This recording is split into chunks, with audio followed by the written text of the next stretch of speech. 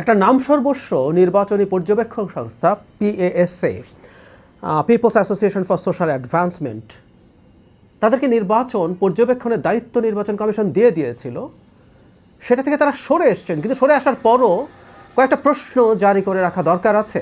এবং আমি মনে করি এখানে বিএনপির সতর্ক হওয়া উচিত ছিল, কারণ এই যে প্রতিষ্ঠানটা আছে, এনজিওটা আছে, সেটা কারো হয়ে কাজ করতে যাচ্ছে, জামাতের হয়ে কাজ করতে যাচ্ছে, এরকম একটা লক্ষণের মধ্যে আছে। আমি খুব অবাক হই বিএনপির মতো দল এই ব্যাপারগুলো এত কেয়ারলেসলি কেন নিচ্ছে। তার চাইতে জরুরি কথা, নির্বাচন কমিশন এরকম একটা প্রতিষ্ঠানকে কিভাবে দায়িত্ব দেয়। প্রথম আলোর একটা অনুসন্ধানী রিপোর্ট আছে, আপনারা যে কেউ এটা একটু পড়ে নিতে পারেন, নেওয়া উচিত হবে। মানে একটা নাম আছে, সেই ব্যক্তি যিনি এটার প্রতিষ্ঠাতা, তার বাড়ি হচ্ছে ওটার ঠিকানা, ওটার একটা রুম নাকি তিনি ব্যবহার করেন। ওই এলাকায় গিয়ে দেখা গেছে তাদের তেমন কোনো কর্মকাণ্ড নেই। তারা ফান্ড কোত্থেকে পাবেন সেই প্রশ্নে যাওয়া হচ্ছে। ফান্ড তারা চেষ্টা করছেন ওর কাছ থেকে, নির্বাচন তো চলেই এসছে, না পেলে স্বেচ্ছাশ্রমের ভিত্তিতে 10,000-এর বেশি নির্বাচন পর্যবেক্ষক কাজ করবেন। এই সংখ্যাটা কতটা? দেশি প্রতিষ্ঠানগুলো মিলে, সবাই মিলে 55,000, মানে সংস্থা দেশি 81টা মিলে 55,454 জন করার কথা। এর মধ্যে পাশারি আছে 10,559 জন। 19% পর্যবেক্ষক সে একাই দিচ্ছে, যার কোনো সেট আপ নেই। শুধু তাই না, ওই এলাকায় গিয়ে জানা গেছে এর আগে তারা সিলেট অঞ্চলের একটা জায়গায় কাজ করতে গিয়ে নারীদের চাকরি দেওয়ার কথা বলে ওখানে আর্থিক কেলেঙ্কারি হয় এবং সেখান থেকে তাদের পালাতে হয়েছিল। মানে এই যাবতীয় তথ্য একটা পত্রিকা বের করে ফেলেছে। অথচ এখানে বিস্তারিত আছে, আমি এত বিস্তারিত পড়তে চাইছি না, কিন্তু যেই কারণে আমি একটু বলতে চাই সেটা হলো, এখানে যেই অঞ্চলে, এই অঞ্চলগুলো আপনারা একটু দেখে নেন, তারা সব জায়গায় না, তারা 127টি সংসদীয় আসনে তারা পর্যবেক্ষণ করবেন বলে বলছেন। দেখুন, সবগুলো হচ্ছে দেশের উত্তরাঞ্চল, দক্ষিণাঞ্চল, রংপুর বিভাগ, সিলেট বিভাগের কিছু, এদিকে আবার দক্ষিণাঞ্চলের খুলনা বিভাগের কিছু জায়গা, মানে ঢাকা চট্টগ্রামের দিকে তাদের তেমন কোনো কর্মকাণ্ড নেই। বিস্তারিতটা একটু দেখে নেবেন আপনারা।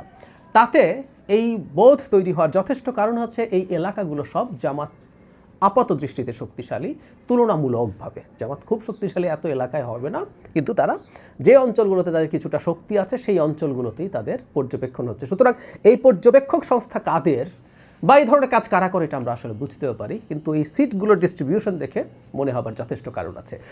ফলে যে কথাটা বলছিলাম, এরকম একটা প্রতিষ্ঠান বা কারা কারা পেয়েছে এই কাজগুলোর, ইভেন বিএনপি শুধু না, আমি এভাবেও বলি জামাতেরও উচিত ছিল এগুলো একটা ভালো মতো যাচাই বাছাই করা।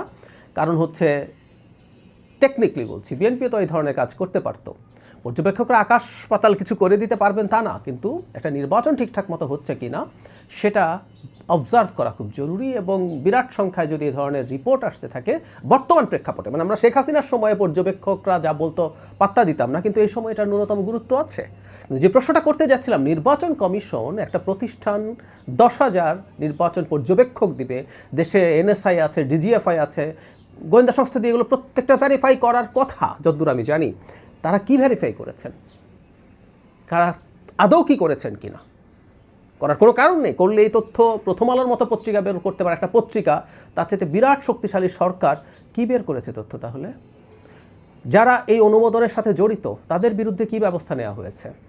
আমি মনে করি নির্বাচন কমিশনকে কঠোর চাপের মধ্যে রাখা উচিত শুধুমাত্র এই সিদ্ধান্তটার জন্য। এটা থেকে তারা সরে এসছেন এই রিপোর্টটার পর।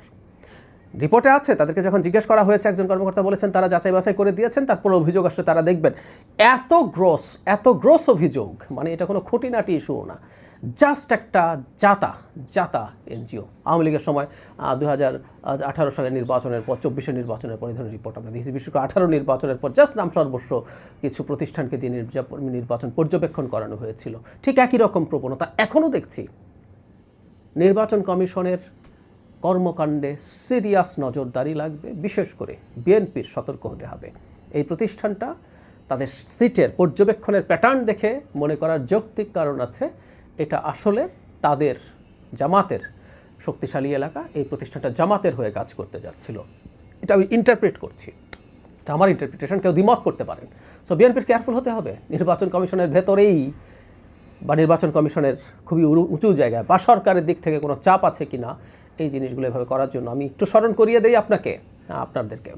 আমি একদিন একজন বিখ্যাত সাংবাদিকের রেফারেন্সে বলেছিলাম, কারণ তিনি অনলাইন মানে অন রেকর্ড একটা টকশোতে বলেছিলেন যে সরকারের একজন উপদেষ্টা নাহিদ ইসলামকে ক্রমাগত চাপ দিয়েছেন জামাতের সাথে জোট করার জন্য। এটা নাহিদ ইসলাম সামনাসামনি বলেছেন, এটা তিনি জানিয়েছেন। সো সরকারের ভিতরে এসব এলিমেন্টস আছে এবং এই এলিমেন্টগুলো এসব করছে, তাদের সতর্ক হতে হবে, খুব সতর্ক হতে হবে।